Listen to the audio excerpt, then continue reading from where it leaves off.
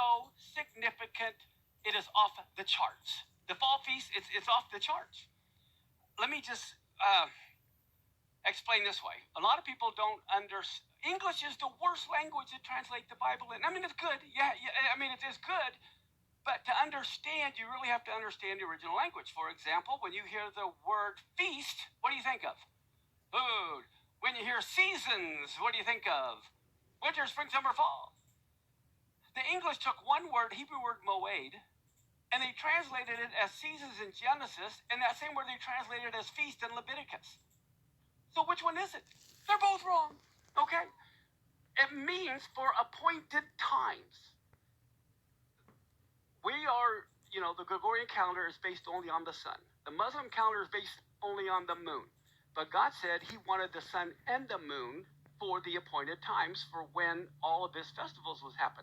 Which is why you can only have a solar eclipse on a new moon. You can only have a lunar eclipse on a full moon. And then he put the holidays on those dates. That's why Passover's on the full moon, Sukkot's on the full moon, Rosh Hashanah's on the new moon. Every beginning of the month is on a new moon. And then they were called mikras, which means actually dress rehearsal. So every year they would do the dress rehearsal of killing the Passover lamb at 3 in the afternoon on Nisan 14. Little did they know, one of those years when they were doing it was actually fulfilled on Nisan 14 at 3 in the afternoon. So Messiah died on Passover. He was buried on unleavened bread. He rose on first fruits. Pentecost or Shavuot happened on Shavuot. It didn't become Shavuot because that event happened. The Jews have been celebrating Pentecost for 1,500 years. They were the first Pentecostals. Okay, so here's the thing we have to realize. Is God the same yesterday, today, and forever?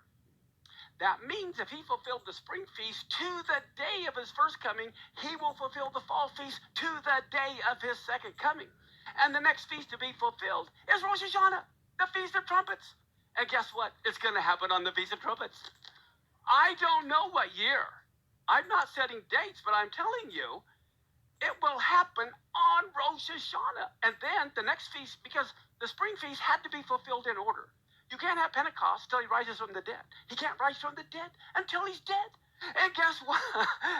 So everything, the same thing. The fall feasts have to happen in order. So the Feast of Trumpets will be fulfilled. Then Yom Kippur will be fulfilled. Then Tabernacles will be fulfilled. We'll dwell among men for 1,000 years. This Rosh Hashanah is so significant. How many of you have heard of Daniel?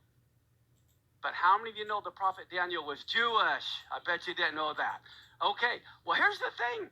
We know from the 7 weeks of Daniel, there's one 7-year time period left. And the reason they went into captivity was because they weren't keeping the Shemitah year of the 7-year cycle. So the 7-year tribulation or week that's left isn't any random 7 years. It has to begin the beginning of a new Shemitah cycle. So if it doesn't happen this fall, it can't happen for 7 more years. Because it's not just random 7 years, it's a Shemitah cycle. This Rosh Hashanah is the beginning of a new 7-year cycle. That's why this Rosh Hashanah is so significant. But also, it's the end of a 7-year cycle. Okay, well, after Rosh Hashanah comes Yom Kippur. And guess what? This very year, Yom Kippur begins the year of Jubilee. The Jubilee is this year. And then in Sukkot, because it's the end of the 7-year cycle, it's the Hakel, where the king of Israel gathers all of Israel together to read from the Torah. You can get the idea. This fall's significant.